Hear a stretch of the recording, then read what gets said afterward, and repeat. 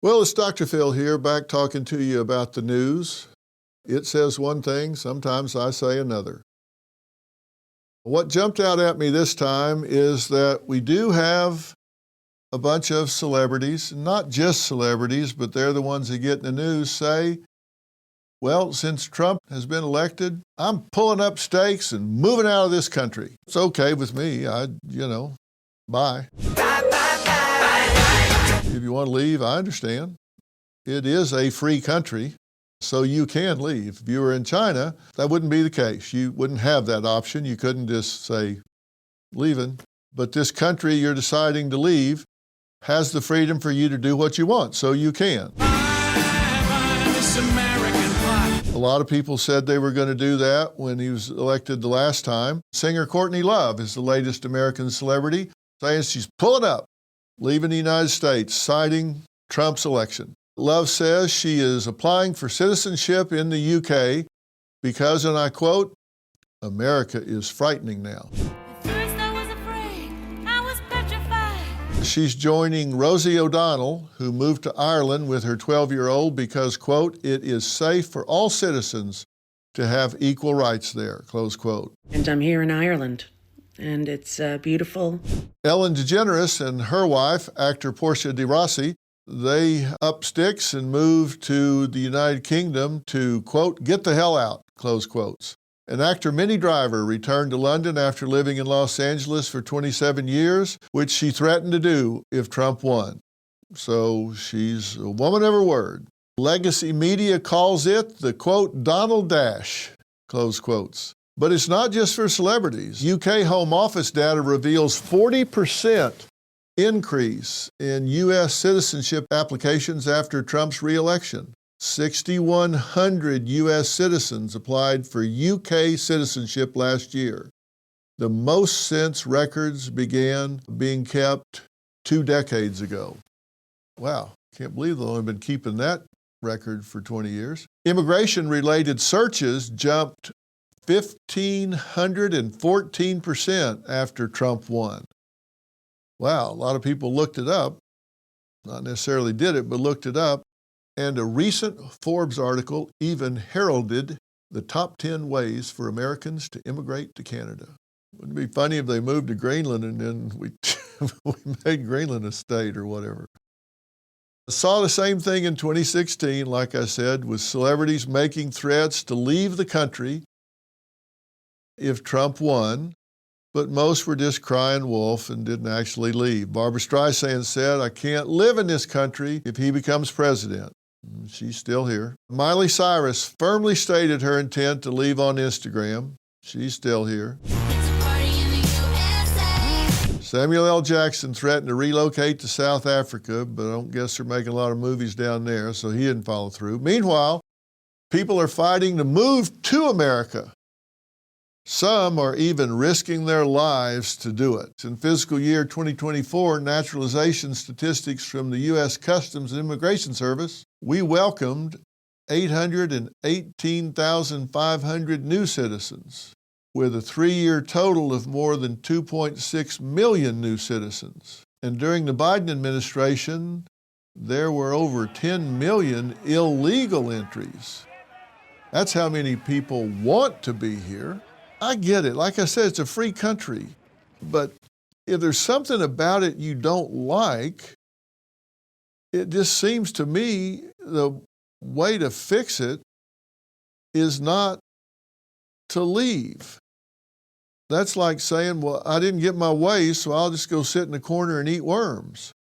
How does that resolve anything? I've always said that I think we should focus on solving problems rather than winning arguments or quitting, giving up. I feel like somehow or another, the media makes things out to be worse than they are. I mean, are we really as divided as we seem to be? Because I don't know. I go through life like everybody else. And you may think, no, you don't, Dr. Phil. Your life's not like everybody else's. Actually, it pretty much is. You don't see me on a lot of red carpets. I don't go to a bunch of award shows and that sort of thing. And I'm not saying I don't have a somewhat different life, but I go to the store like everybody else, and I walk around the neighborhood like everybody else. And I know a lot of people that don't have anything to do with television or movies or the entertainment industry, people that have jobs in all walks of life. I don't think we're nearly as divided as everybody thinks we are. I've thought back time and time again, and I have to say, my life hasn't changed a lot, regardless of who is president. Now, of course, some things do change for some people. I get it. But I kind of live in the same house and drive the same cars and do the same jobs and all, regardless of who's president. It just doesn't seem to make that big a difference. And it seems like if we work harder to understand the way other people see things, that we would be a whole lot better off. If we would just do some bridge building and quit focusing on what we disagree about and focus on what we agree on, I think we would be a whole lot better off. It seems the people that lost the presidential election this time, they talk a lot about being an inclusive party. They are the party that's going to bring us together.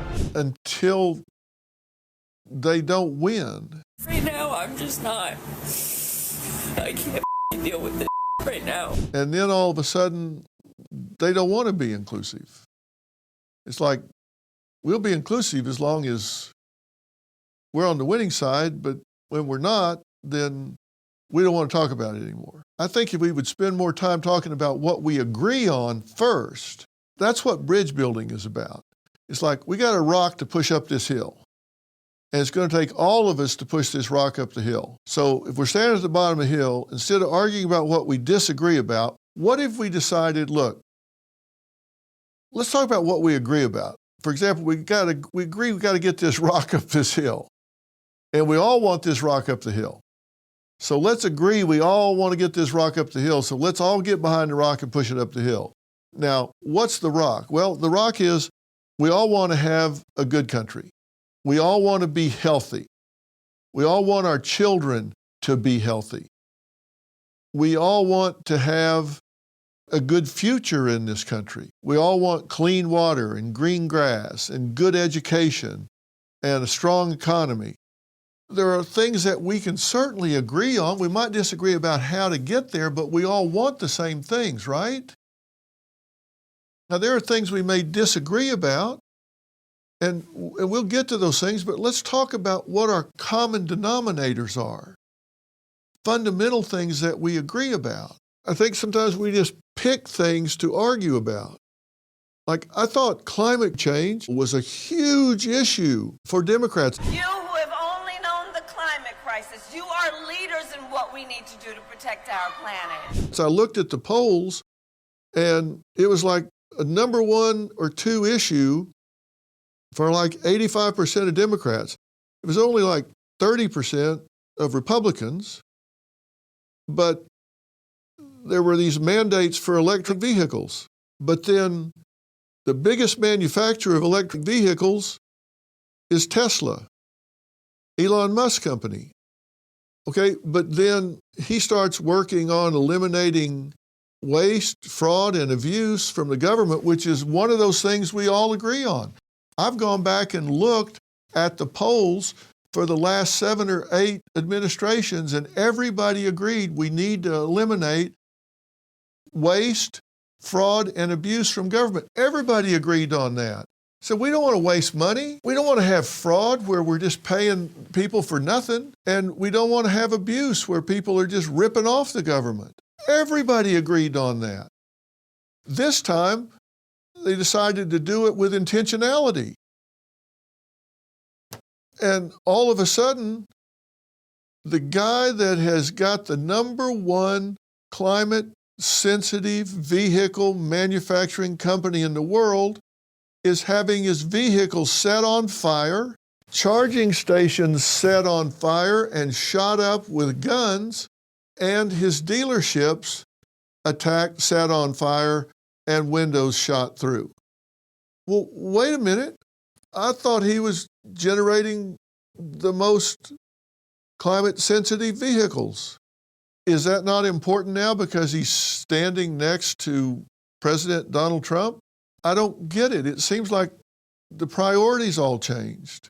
I don't care if dozens of actors and singers move out, but it's symbolic. It's symbolic. And you don't know who I voted for or didn't vote for. You might be surprised over the last 7 or 8 elections. But when Biden was president, I said, that is my president. I said, if Harris gets elected, that will be my president. If Donald Trump is elected, that will be my president. Can we all agree that we want to focus on leaving our children a better country than we had? And we're not doing that right now. They're paying more for health care than we did. They're paying more for medications than we did. They're paying more for groceries, cars, houses.